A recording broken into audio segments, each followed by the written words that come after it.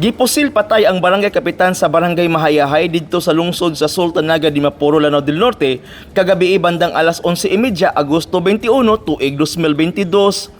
Mato di Sultanaga di Mapuro Municipal Police Chief Police Major Muammar Sulog na ila ang biktima nga si barangay kapitan Rudy Bitangkor, 54 anyos, ug namatay dayon kini atol sa insidente.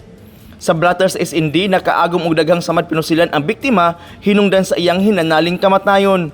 Sumala ni Pulis sa Major Sulog, padayon pang giimbestigahan ni Police Corporal na si Plukman ang panghitabo o gipangita na ang sospitsado.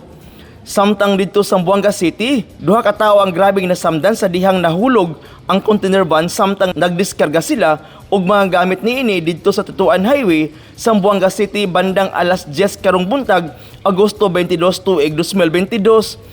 Sa taho sa kapulisan sa Zamboanga City, tuas sa ibabaw sa container van ang duha ka biktima kay nagdiskarga kini apan midahili ang container kay wala di ay kini nalak sa container truck. Maong samtang nagkagaan ang container, nawad-an kini og balanse nga miresulta sa insidente.